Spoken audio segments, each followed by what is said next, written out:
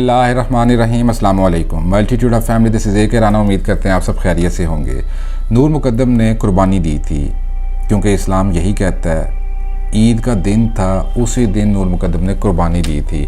ज़ाहिर जाफ़र ने कमरा अदालत के अंदर ये क्यों कहा और अपने बाप ज़ाकिर जाफ़र से बात करते हुए उसने किस सच के बारे में ज़ोर दिया कि आप सच बोलें और मुझे भी सच बोलने की इजाज़त दे दें। इसके साथ आज की वीडियो में आपको ये भी बताएंगे कि दरिंदे ज़ाहिर जाफ़र ने क्या बदतमीज़ी शुरू की हुई थी अदालत में जज साहब के हुज़ूर, और शौकत मुकद्दम के बारे में, शाह खबर के बारे में भी तफसील से बताएंगे, और ज़ाकिर जाफ़र के वकील रिजवान अब्बासी के बारे में बताएंगे, और थेरेपी वर्क्स के जो वकील हैं अकरम कुरैशी, उनके बारे में भी डिटेल में आपको बताएंगे। वीडियो को एंड तक सुनिएगा, तभी आप तमाम हकीकतों को जान सकेंगे। नए आने वाले साथियों से रिक्वेस्ट है चैनल को सब्सक्राइब करें और बेल आइकन पे क्लिक कर दें। अच्छा, सबसे पहले आपको ये बता देते हैं कि हेयरिंग किस बात की थी।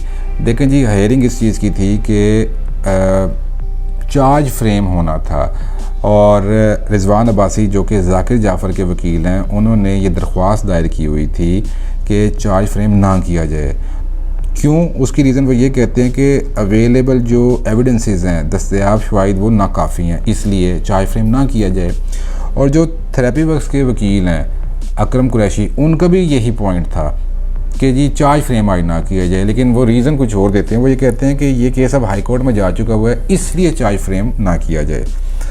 रिजवान अब्बासी जब अपने आर्गूमेंट्स कर रहे होते हैं तो दरिंदा ज़ाहिर जाफ़र जो रोस्टम के पास खड़ा होता है वो बोलना शुरू कर देता है। ये अब बदतमीज़ी होती है। सब जानते हैं कि जज साहब की इजाज़त के बगैर बोलना ये बदतमीज़ी होती है।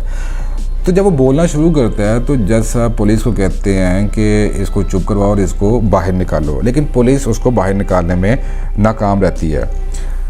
अच्छा, शाह खबर जो एडवोकेट हैं वो लॉ की बुक पढ़ रहे थे, उसमें वो कानूनी जो शहादतें होती हैं उनको वो स्टडी कर रहे थे, और 265E सेक्शन है जी 265E, उसका वो मुताला करते तो ज़ाहिर जाफ़र की नज़र पड़ गई। जो हम देसियों की आदत होती है कि हम दूसरे की ज़ात में ना तांका झांकी कर रहे होते हैं, तो ज़ाहिर जाफ़र खड़ा होकर वो भी पढ़ना शुरू हो गया, और फिर वो अचानक बोलता है कि मैं भी ये पढ़ रहा हूँ। अब उसके अल्फाज आपको बताते हैं। वो कहता है मैं ये पढ़ रहा हूँ, और इशारा किया थेरेपी वर्क्स वालों की तरफ, और कहा मेरे घर में ये लोग दाखिल हुए थे, घर तोड़ कर आए थे, ये मेरा केस है और मुझे बोलने नहीं दिया जा रहा, ये मेरे घर में दाखिल हुए थे। इसके बाद रिजवान अब्बासी की तरफ वो इशारा करके कहता है ज़ाहिर जाफ़र, और उस टाइम भी रिजवान अब्बासी जो है वो अपने आर्गूमेंट्स दे रहे होते हैं। कहते हैं जी नूर मुकद्दम मेरी दोस्त थी, जो भी मेरे मामलात हैं आप लोग इसमें मुदाखलत क्यों कर रहे हैं। ये रिजवान अब्बासी को जब वो आर्ग्यूमेंट्स दे रहे थे, जब वो जज साहब के साथ बात कर रहे थे, तो बीच में इसने बदतमीज़ी शुरू कर दी। और ज़ाहिर जाफ़र फिर बोला यहाँ मेरी ज़िंदगी मुश्किल में है और यहाँ मेरी जायदादों को डिस्कस किया जा रहा है। घर का मालिक मैं था, लेकिन घर में ये लोग दाखिल हुए, घर तोड़ कर दाखिल हुए, मेरी जायदादों से मुतल्लिक बात करनी बंद की जाए। जबकि रिजवान अब्बासी जो ज़ाकिर जाफ़र के वकील हैं वो केस का कोई लॉ पढ़ के सुना रहे थे। अब ये देखें कि जो ज़ाकिर जाफ़र, अब बाप है उसका, ज़ाहिर जाफ़र का बाप है ज़ाकिर जाफ़र, उसका वकील कानूनी बातें कर रहे थे, जो लॉ के जो भी उन्होंने पॉइंट्स को इस्टेब्लिश करना था उन पे गप लगा रहे थे। तो पता नहीं इसका दिमाग ख़राब हुआ था ज़ाहिर जाफ़र का, तो ये बीच में बकवास करी जा रहा। पहले इसको जज साहब ने मना भी किया कि मत बोले, फिर पुलिस को भी कहा कि इसको चुप करवाओ और बाहर निकालो, ये बाज़िद रहा। पता नहीं क्यों इतना ये शॉर्ट टेम्पर हुआ था। और फिर जब बाप का वकील उसके बाप से मुतल्लिक गप लगा रहा है तो ये फिर उनको हिट करी जा रहा है। और फिर पुलिस से जब कहा कि आप यहाँ से पीछे हटें ज़ाहिर जाफ़र को, दरिंदे को, तो ज़ाहिर जाफ़र ने कहा ये मेरा केस है, मैं पीछे नहीं हटूँगा। वो कहते हैं तौन का सरिया नहीं इसका अभी तक निकल रहा। ठीक है जी, इतना कुछ हो गया, इस पे चीज़ें साबित हो चुकी हैं, माँ बाप रगड़े जाने वाले हैं, सारे रगड़े जाने वाले हैं, लेकिन बल नहीं जा रहा इसका।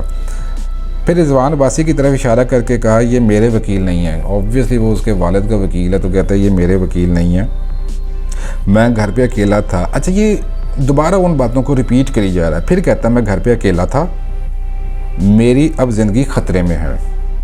अच्छा, इसके बाद इम्पॉर्टेंट मसला तब शुरू होता है जी जब शौकत मुकद्दम जो कि नूर मुकद्दम के वालिद हैं, वो भी कमरे अदालत के अंदर होते हैं। जब ये सारी टैं टैं कर रहा होता है ज़ाहिर जाफ़र, तो टैं टैं करते करते इसकी नज़र नूर मुकद्दम के वालिद शौकत मुकद्दम पे पड़ती है।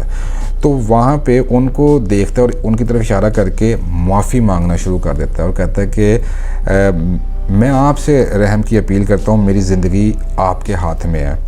जिस पर साथ खड़े वकील ने शौकत मुकद्दम को जवाब देने से मना कर दिया, क्योंकि होता है कि जब इस तरह कोई आपको पॉइंट आउट करके कोई बात करता है तो ये नेचुरल होता है कि आप रिएक्ट करते हैं, कोई ना कोई जवाब दे देते हैं। ये नहीं है कि आप कोई गुस्सा करते हैं या कोई आप लान तान करने लगते हैं, कुछ भी जवाब देते हैं। तो जो शौकत मुकद्दम के साथ वकील साहब खड़े हुए थे, उन्होंने उनको खामोश रहने का ही मशवरा दिया, जो कि अच्छा मशवरा दिया था। अच्छा जी, इसके बाद फिर से ज़ाहिर जाफ़र ने वही बातें दोहराना शुरू कर दी। आपको मैं बार बार यही बता रहा हूँ कि इसकी ना कोई फिरकी घूमी हुई थी, इसका कोई बटन दबा हुआ था कि मखसूस बातें ये ऑन रिपीट किए जा रहा था। और फिर ये कहता है कि नूर मुकद्दम मेरी दोस्त थी, हमारा एक ताल्लुक़ था, मैंने तो उसकी हिफाजत की थी, मैं मुल्क छोड़ना चाहता था। ज़ाहिर जाफ़र ने अपने वालिद की तरफ इशारा करके कहा, ये वो वाला पॉइंट है जो मैंने आपसे शुरू में बात की थी कि किस बात की तरफ वो इशारा कर रहा है अपने वालिद से। तो ये अपने बाप से मुखातिब होता है ज़ाहिर जाफ़र, ज़ाकिर जाफ़र से, और कहता है, एग्जैक्ट इसके अल्फाज ये थे, आप बताते क्यों नहीं, आप सच बताएं, मुझे पूरी और सच्ची बात बताने दें। यानी ये अपने बाप को भी फोर्स कर रहा है कि सच बता दो, और फिर ये भी उनको कह रहा है कि मुझे सच बताने की इजाज़त दे दें। मतलब इसको गौर कीजिए कि बाप कुछ जानता है जो वो उगल नहीं रहा। सच, ये वर्ड यूज़ कर रहा है, सच बोल दे वालिद, और उसके बाप ने इसको भी रोका हुआ है कि सच नहीं बताना। ये वही वाला सच है जी जो हम आपको शुरू से बताते आ रहे हैं कि जब चीज़ें सामने नहीं आई थी किसी के, तब हमने ये हाईलाइट किया था कि अब इसके वालिद को पूछा जाए और इसका बाप जो है वो मुलव्वस है और उसने ये बचाया। वक्त ने साबित किया, अल्लाह ताला के फजल से हमारी बातें सारी सच्ची हुई, और फिर बाप भी मुलव्वस निकला, कैसे कैसे उसने तमाम लोगों को हदायत दी, इंस्ट्रक्ट किया, और कैसे कैसे उसने अपने बेटे को बचाने की कोशिश की। और ये उसी सच की तरफ बात कर रहा है कि आपने मुझे ये यकीन दिलाया था, यानी कि ज़ाकिर जाफ़र ने ज़ाहिर जाफ़र को यकीन दिलाया था कि कोई बात नहीं, मैं इस चीज़ को संभाल लूँगा। ये स्टेटमेंट वो नहीं देने दे रहा, क्योंकि फिर ये सारे फाये लग जाएंगे, और फाये तो खैर लगे हुए हैं, और अल्लाह खैर करे इंशाल्लाह ताला जल्दी ये अपने मंतकी अंजाम को पहुँचेंगे और इंशाल्लाह इबरत का ये निशान बनेंगे। और उसके बाद अगली जो चीज़ होती है जी कि अदालत में बार बार ज़ाहिर जाफ़र ने कहा कि मुझे फ़ोन कॉल करने दी जाए। नूर मुकद्दम, अच्छा ये इससे नहीं बताया, पूछने पे भी इससे पूछा गया था कि बताओ कि तुमने कॉल किसको करनी है, तो कहता है जब मैं कॉल करूँगा ना तो सबको पता चल जाएगा मैंने किसको कॉल किया, पता नहीं किसको इसने कॉल करनी थी।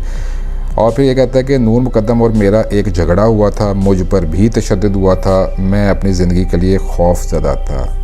अच्छा, इसको अपनी ज़िंदगी का खौफ था और इसने अगली नूर मुकद्दम को भड़का दिया, उस बेचारी को इसने कत्ल कर दिया।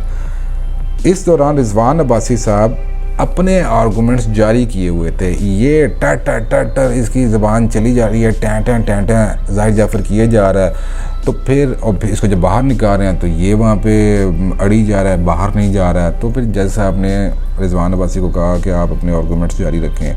तो ये सारी जो ये गुफ्तगू है ज़ाहिर जाफ़र की, ये रिजवान अब्बासी के दलाइल के दौरान लगा हुआ है कि वहाँ पे जज साहब के साथ उनकी गपशप हो रही है, तो पीछे भाईजान ने अपनी बकवास जारी की हुई है ज़ाहिर जाफ़र ने। और उसके बाद रिजवान अब्बासी शौकत मुकद्दम की स्टेटमेंट पढ़ते हैं, जिसमें वो कहते हैं, शौकत मुकद्दम की जो स्टेटमेंट है उसमें कहीं दी होगी उन्होंने पहले, और वो ये कहते हैं कि ईद के लिए कुर्बानी का बकरा लेने जा रहा था। तो फिर ज़ाहिर जाफ़र बीच में शुरू हो गया और इस लाइन को पकड़ा और कहता है कि नूर ने कुर्बानी दी थी, क्योंकि इस्लाम भी यही कहता है, और ईद का मौका था, उस दिन नूर ने कुर्बानी दी थी। ये पागल था, यकीन करें ये पागल था कि वो शौकत मुकद्दम ने ये जब जरा हुई होगी, जब गपशप लगी होगी, तो उन्होंने बताया होगा कि उस टाइम पे कि जी ईद का मौका था, मैं ईद की वो जानवर लेने जा रहा। तो ये पागल आदमी ने वो कुर्बानी का वर्ड सुना है और इसने उसको नथी कर दिया है कि जो नूर बेचारी को इसने जिस घटिया अंदाज में इसने मारा, उसकी जान ली है, उसको कहता है उसने कुर्बानी दी है।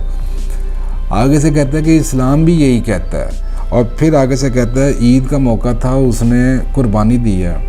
ये पागल था, ये शुरू से पागल था। एक तो इसको ये घमंड था कि नोट की, क्योंकि इसके वालिद का अच्छा बिज़नेस है, बहुत अच्छा वो कमाते हैं, और हमने आपको इसकी हिस्ट्री भी बताई हुई है कि ये हमेशा से प्रॉब्लमेटिक चाइल्ड था। इसकी शिकायतें आती थी, चाहे वो स्कूलिंग का हो इसका, या जब ये बड़ा हो गया तो फैंटे लगाए हुए हैं, इसने माँ को भी लगाए हुए हैं, बाहर भी एक लड़की को मार के आया हुआ है। लेकिन अगेन वही वाली बात कि बाहर अगर इसने ये हरकत की होती, किसी बच्ची की जान ली होती, तो फिर अपना कहते हैं ये जज साहब के सामने ये इस तरह बोल के दिखा देता। और जैसा आपने जब कहा कि इसको चुप करवाएं और इसको निकालें, तो ये वहाँ पे अड़ के दिखाता। अमेरिका में या दुनिया के किसी भी तरक्की याफ्ता मुल्क के अंदर ये इसकी वो सारी आकड़ निकाल के रख देते। इसको वो सही बताते कि कैसे औकात में रहना है, कैसे अदालत का जो डेकोरम है उसका आपने ध्यान करना होता है, जज साहब की रिस्पेक्ट क्या होती है।